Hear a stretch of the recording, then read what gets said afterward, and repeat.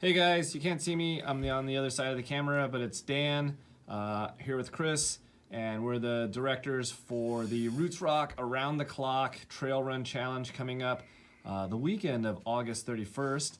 And what we want to do is just put out a quick little video on gear essentials. What do you need to bring with you for success at this event? So Chris, what do you think? What are the essentials? So let's see here. For the one thing that we're going to require everyone have is a headlamp. You're going to have a headlamp because you're going to be entering the dark hours. So you're going to have a headlamp.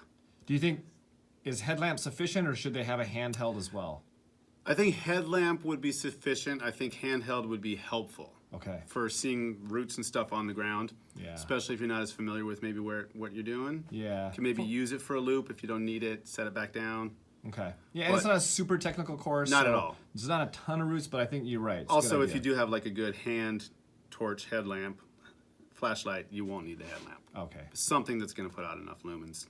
Cool. To illuminate it up. All right, and we're going to do a follow-up video where we're going to show you different headlamp and even maybe handheld lighting options. Okay, so Perfect.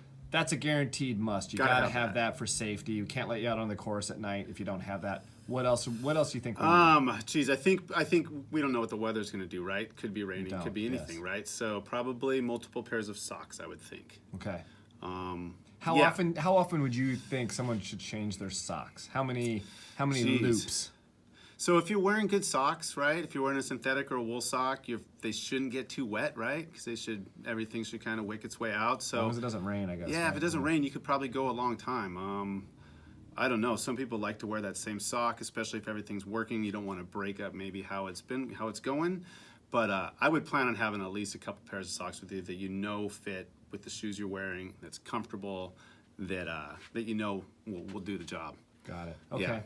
All right. So sticking with apparel, what about a new shirt, new shorts, that kind of thing? Same thing. We don't know what the weather's going to be. So I mean, hopefully you'll be able to start out with shorts and t-shirt. That'd be great, right? Yeah. But it's going to enter the dark hours, so you're probably going to want to have. I would want a pair of tights. Yeah. Rather than running pants. Running pants could work fine. Tights, if you have tights and it's raining, you're going to be a lot more comfortable. Got it. You're going to probably want some sort of a long layer. Yeah. Some sort of synthetic or wool. And if we're not while you're running, for sure during the rest period. Yeah, you're right. Because you're going to cool down when you get in. You're going to have some minutes to wait for the next loop. Yeah, you want to throw something on. So some sweats, something comfortable, sweatshirt, something like that. Okay. Hat. Yeah, so that's the next thing I was asking about, a hat. So I know there's different schools of thought on hats while trail running. Yeah, so I guess it just depends on comfort in you, right? I mean,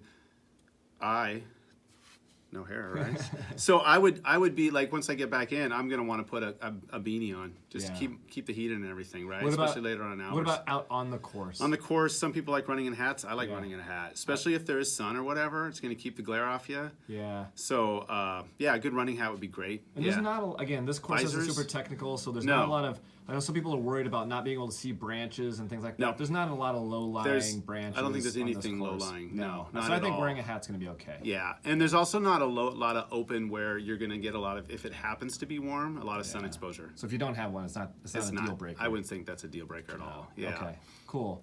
Sunglasses. Sunglasses.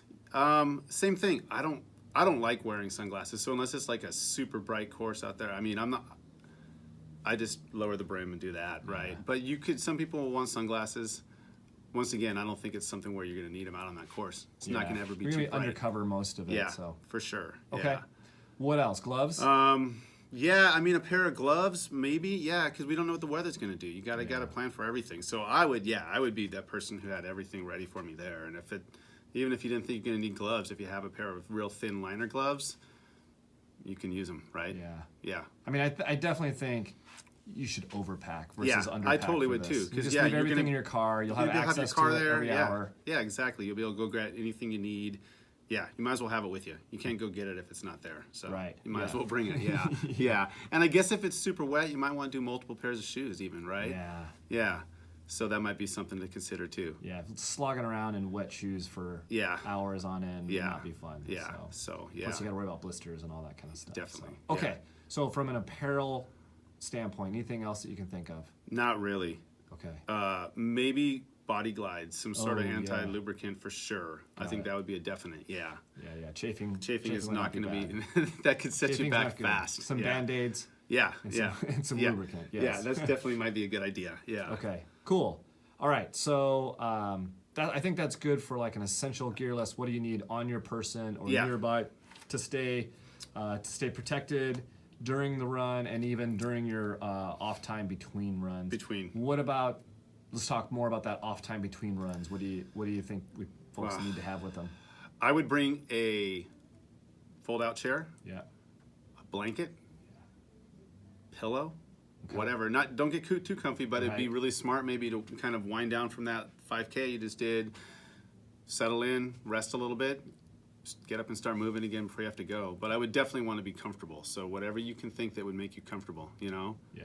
Yeah. Definitely not gonna be enough time for sleeping No or napping. sleeping. No, but you do can wanna be a definitely little sit bit down comfy. and get comfy. Yeah. Of course, yeah, I think the real challenge is getting too comfy. Yeah, you don't want to do comfy. Maybe you're not leave going to the want to pillow. get up if you get too comfy. Yeah. Okay.